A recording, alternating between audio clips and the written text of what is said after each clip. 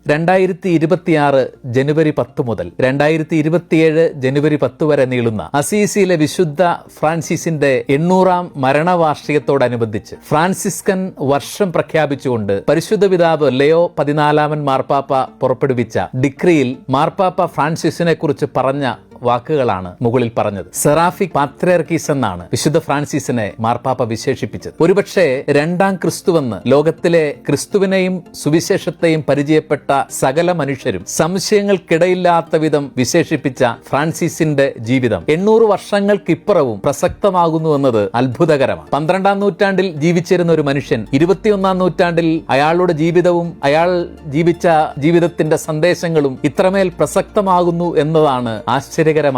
അസീസിലെ വിശുദ്ധ ഫ്രാൻസിസിനെ വീണ്ടും വായിക്കാൻ സഭ ഒരുക്കുന്ന ഒരു അസുലഭമായിട്ടുള്ള അവസരമാണ് ഫ്രാൻസിസ്കൻ വർഷാചരണം. ഈ വർഷാചരണത്തോടനുബന്ധിച്ച് പരിശുദ്ധ പിതാവ് പൂർണ്ണ ദണ്ഡവിമോചനത്തിന്റെ അവസരമായിട്ട് കൂടി പ്രഖ്യാപിച്ചിട്ടുണ്ട്. പതിവുള്ള ദണ്ഡവിമോചനത്തിന്റെ ഉപാധികൾക്ക് പുറമെ വിശുദ്ധ ഫ്രാൻസിസ് അസീസിയുടെ നാമത്തിലുള്ള ദേവാലയങ്ങളിൽ നടത്തുന്ന തീർത്ഥാടനവും ഫ്രാൻസിസിനെ പോലെ ലോകത്തിനും മനുഷ്യർക്കും വേണ്ടി ദൈവത്തിന്റെ കരുണയ്ക്ക് വേണ്ടി നടത്തുന്ന പ്രാർത്ഥനകളുമെല്ലാം പൂർണ്ണ ദണ്ഡവിമോചനത്തിന് വിശ്വാസികളെ സഹായിക്കുമെന്ന് പരിശുദ്ധ പിതാവ് പുറപ്പെടുവിച്ച ഡിക്രിയിൽ പറയുന്നു.